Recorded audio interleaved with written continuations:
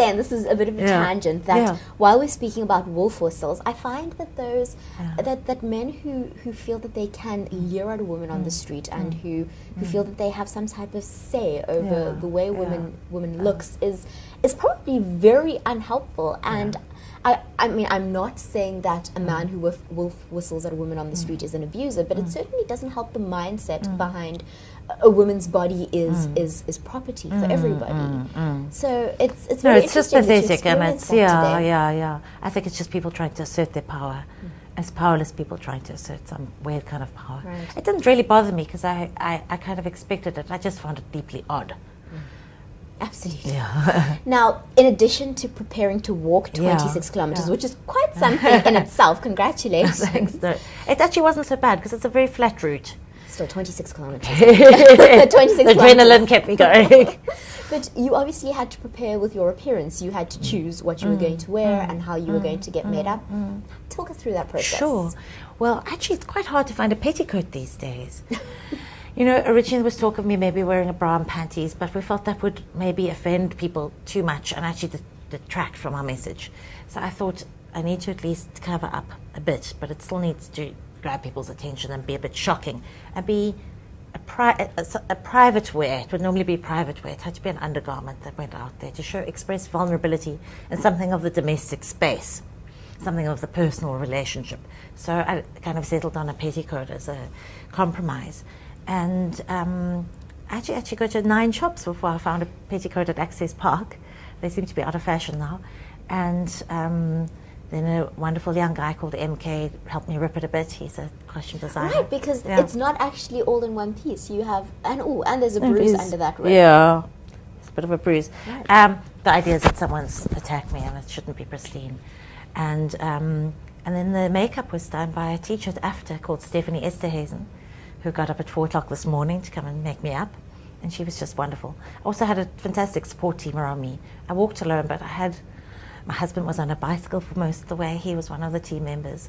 Our producer, Jackie Lawrence, was there, driving up and down in a car, making sure everything was okay. We had Penny Gaines, who was liaising with press, and Marika Krumper, who was doing the social media, the Twittering and Facebook. So I didn't feel alone at all, and that also kind of buoyed me on.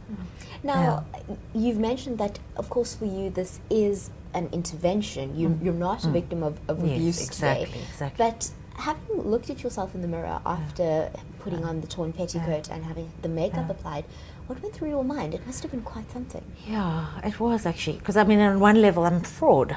This is an act. It's a piece of performance art, if you like, although that sounds very grand, but it's an intervention. But there is a level at which I feel like a fraud because I've been lucky enough not to have been abused. I count myself as very fortunate. Many South African women are not so fortunate. But it did.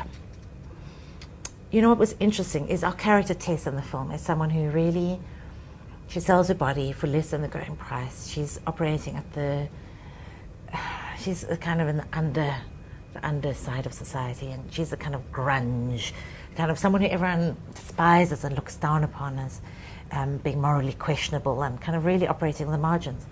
And although I've only walked in those shoes for a day, and although it's only an act, I did sometimes feel that kind of judgment. Some people did look with disparagingly and judgmentally, and I did feel dirty on some weird level. And that was a very interesting exercise because it gave me teeny bit of empathy, teeny bit. Of course, I can never ever claim to have walked in those shoes, and so that makes me a fraud, but there was something in the enacting of it which enabled me to embody it a tiny bit. Yeah. Now, before we wrap up the interview, won't you give us those details for the Thunder Fund, and also how can we find out more about your walk on social media? Absolutely. So we have a Facebook page that's very active, and it's just garnering more and more support, which is wonderful, and that's under Whiplash Film, 2 words, and the Twitter handle is #Whiplash Film, and then please do go onto the Thunder Fund site. Donations start at R100, and there's some really cool awards. They're fun. They allow you to get part of the filmmaking process.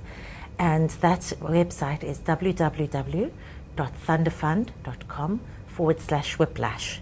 Very importantly, thunder is spelled THUNDA, not ER, like claps of thunder.